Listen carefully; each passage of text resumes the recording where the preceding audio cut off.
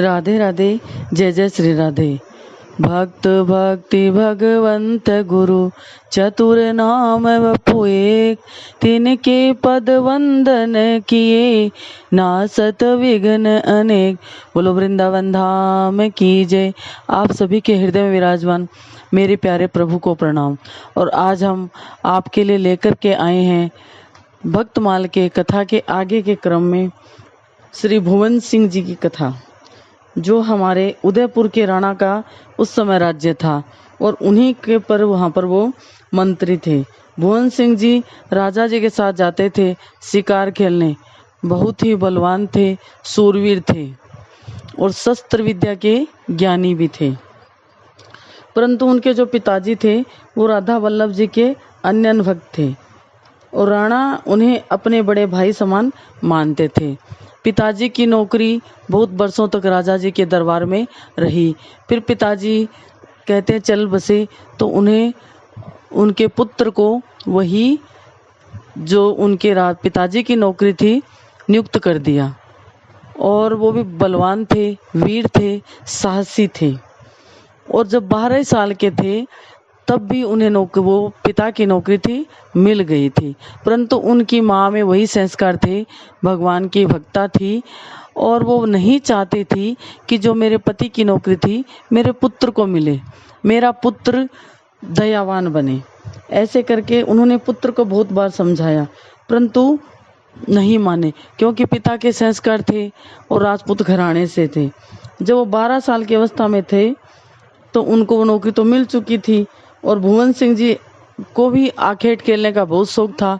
वो राजा जी के साथ जाने लगे, परंतु माँ उन्हें रोकती पर वो नहीं मानती और प्रार्थना करती कि हे प्रभु मेरे इस पुत्र की बुद्धि सुधर जावे। और भगवान ने उनकी प्रार्थना सुन ली। माँ की सच्ची पुकार भगवान तक पहुँच गई और बात भी सच्ची है। 3 सिद्धांतों को जीवन में उतार लो। नाम में नामी छिपा है, नाम रूप दृश्य दिखाई दे रहा है, नाम में ही नामी छिपा है।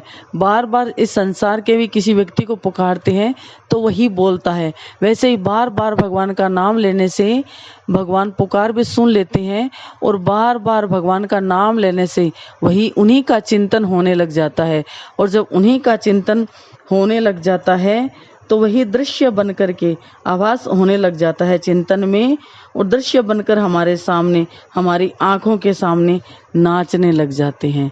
वही है हमारे चिंतन लीला की झांकी जो चिंतन में होने लग जाती है। नाम में नामी छुपा है।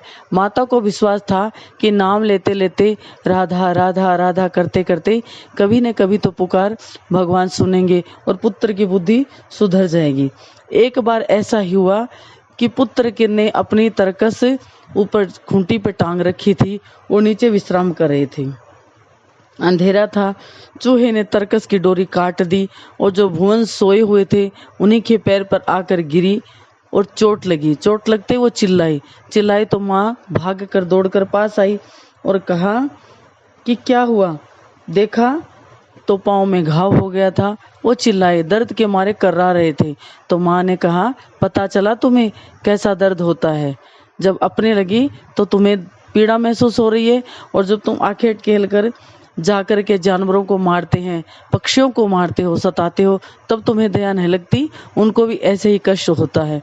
तो उन्हें आज एहसास हो गया कि परमात्मा आत्मा रूप सभी एक में ही विराजमान है। उन्होंने प्रण किया कि माँ अब मैं किसी भी जानवर को नहीं मारूंगा, किसी भी पशु की हिंसा नहीं करूंगा, किसी को भी कष्ट नहीं दूंगा, परंतु जो ये नौकरी है वो तो मुझे करनी ही है। और अगर मैं इस्तीफा देना भी चाहूँ तो राणा जी मानेंगे नहीं। अब उन्होंने क्या किया, माँ के कहने से नौकरी तो नहीं छोड़ी। बलवान तो वैसे भी थे और डरते किसी से थे नहीं, निडर भी थे। तो उन्होंने काठ की तलवार बना ली और जो अपनी तलवार के म्यान में काठ की तलवार धर ली और रोज राजा जी के साथ जब भी राजा जी कहते शिकार खेलने जाते, ऐसे ही दौड़कर पशु को भगा देते। और राजा जी को बात बात में समझाते भी रहते थे, परंतु उन्होंने कभी ये भेद नहीं खोला कि मेरी तलवार जो है काठ की है। परंतु उन्हीं का एक भाई था। उन्हें पता चल गई कि जो ये राजा जी के साथ जाता है सैनिक भुवन सिंह जी, उनकी तलवार तो काठ की है, ये किसी काम की नहीं है। अगर राजा पर कभी संकट आ गया तो राजा को ये नहीं बचा पाएगा। और जाकर के उन्होंने राजा जी से शिकायत कर दी।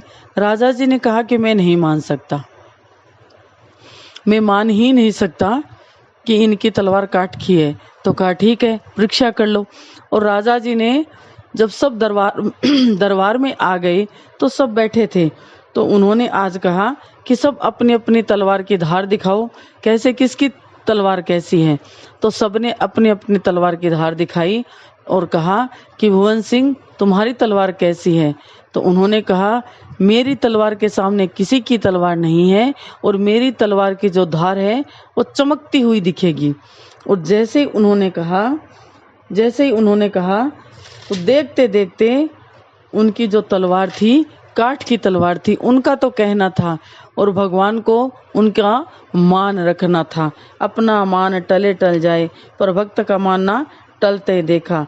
सुंदर सुंदर देखत ही बनी आवत, दुष्ट करे नहीं कौन बुराई।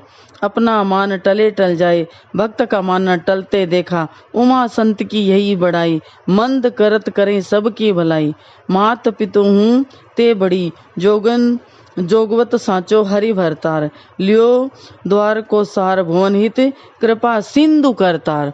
कहते हैं कृपा सिंधु अवतार। जैसे ही उन्होंने कहा जोगवत साचो हरि भरतार, कहा कि मेरे तो हमेशा से भगवान का, जब से मैंने अपना संकल्प भरा है, मैंने भगवान को ही अपना भरतार यानी भगवान को ही सब कुछ मान लिया है। तो उन्होंने भगवान का नाम लेकर के जैसे ही तलवार निकाली तो चमचमाती ऐसी तलवार दिखी। और राजा ने कहा पकड़ लो इस दुष्ट को, जिन्होंने हमें झूठी खबर दी कि भुवन सिंह की तलवार नकली है और ये मेरे प्राणों की रक्षा नहीं कर सकता। करी करतार है पद रक्षा, हरि निज भक्तन रखवार। कहते हैं कि भगवान अपने भक्तों की रक्षा स्वयं करते हैं। पति राखी बात नहीं कहन, बिजली ज्यों चमकी तलवार भुवन की। कहते हैं पति राखी बात नहीं कहन, कहते हैं कि जैसे ही उन्होंने कहा कि मेरी तलवार, भगवान ने चमचमाती तलवार और निकाल के जैसे भुवन सिंह ने दिखाई, सब देखते रह गए, सबकी आंखें चुदिया गई कि ऐसी भुवन सिंह जी की तलवार है, कहाँ खतरा है, हमारे राणा जी को कोई खतरा नहीं है। और फिर जैसे उसे पकड़ा तो भुवन सिंह जी उस समय तो कुछ नहीं बोले, परंतु बाद में राणा जी से जाकर कहा मेरी एक प्रार्थना है, आप सुनो और मेरी बात पर विश्वास करो, और जिसको आपने पकड़ा है वो भी मेरा अपना ही है, उसे दंड ना दो तो मैं बात बताऊं। तो उन्होंने कहा वो झूठ नहीं बोल रहा था, वो सच बोल रहा था। तो राणा ने कहा ऐसे कैसे हो सकता है, सबके सामने तुमने तलवार दिखाई और चमचमाती इतनी तेज धार वाली तलवार तुम्हारी थी। तो कहा हाँ, उस समय चमचमाती तलवार आपने देखी, परंतु मेरी तलवार तो काठ की थी, ऐसे कैसे हो सकता है। तो उन्होंने अपनी पूरी प्रतिज्ञा और अपनी माँ का दिया वचन सुनाया और कहा कि आज भी मेरी तलवार काठ की ही थी, परंतु मैंने जिस दिन से प्रण किया उसी दिन से भगवान को अपना सर्वस्व मान करके भगवान के चरणों में अपने आप को समर्पित कर दिया और कहा प्रभु अब कुछ भी हो जाए परंतु मैं कभी हिंसा नहीं करूँगा और हिंसा करने की नौबत ही नहीं आएगी, मैं तलवार ही काट की रखूँगा। तो इसलिए मेरे प्रभु ने, मेरे राधा वल्लभ जी ने मेरी बात का मान रखा है और मेरी माँ की जो प्रतिज्ञा थी कि मैं दयावान बनूं और मैं कर्तव्यनिष्ठ बनूं, उन्हीं की बात हमारे प्रभु ने रखी है। और भुवन सिंह जी ने वो तलवार राजा के चरणों में, राणा जी के चरणों में धर दी और कहा कि अब मुझे ये नौकरी नहीं करनी है, मैं जाता हूँ अपने घर और भगवान की भक्ति करूँगा।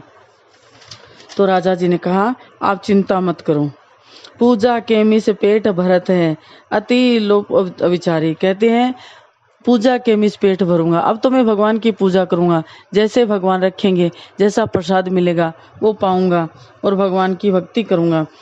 तो कहते हैं भुवन सिंह जी ने कहा कि हम किसी लायक नहीं, मैं नकली काठ की तलवार लेकर आपके साथ चल रहा था, अगर कल को कुछ हो जाता तो मुझ पर कलंक लगता। मेरे इस भाई ने जो भी किया अच्छा ही किया, भेद खुल गया, बढ़िया रहा, अब मुझे यहाँ नहीं रहना है। और उन्होंने कहा, खरो खरो सब लेत है, परखी पारखी सार, खोटे ब्यास अनन्य को, ग्राहक नंद कुमार। कहा, हम जैसे खोटों के तो नंद कुमार हैं, अब हमें उन्हीं की सेवा करनी है। प्रभु में झूठो अहो पुजारी, सदा सत्य त्रय काल नाथ, तुम भक्त वत्सल अविकारी। कहा, मैं तो झूठा था, झूठी तलवार लेकर आपके साथ घूम रहा था, परंतु अब मैं ऐसा नहीं करूंगा। तो कहते हैं, राणा ने भी कहा, अरे भुवन सिंह, मैं भी तुझे वचन देता हूँ कि तू अपने भगवान की भक्ति कर, तुझे यहाँ आने की जरूरत नहीं है। तेरे जैसा सच्चा हितैषी जिस राज्य में होगा, उस राज्य के राजा का कोई, राणा का कोई बाल बांका भी नहीं कर सकता। तेरे घर पर जो तेरी सेवा चलती है, उन जितनी तू सेवा कर सकता है सेवा कर, उतनी सेवा का मूल्य राज्य से तुम्हारे लिए जाता रहेगा, धन कोष से सदा तुम्हारे लिए तुम्हारा भंडार भरा रहेगा। ऐसे करके वो अपने घर आ जाते हैं और जब तक रहते हैं भगवान की भक्ति में रहते हैं, कभी किसी से कुछ नहीं मांगते।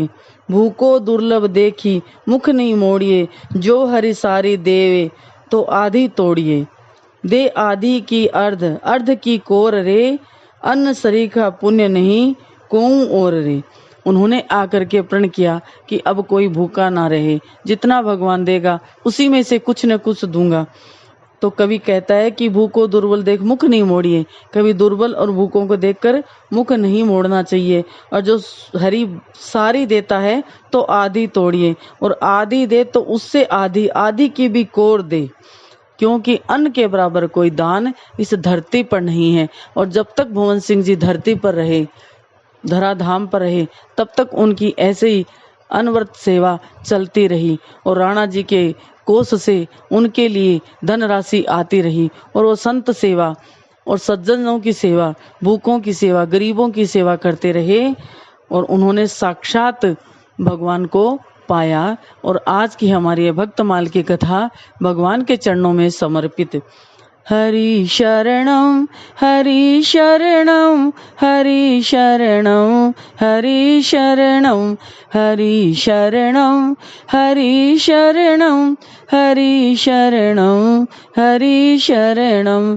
जय जय श्री राधे, जय जय श्री राधे श्याम।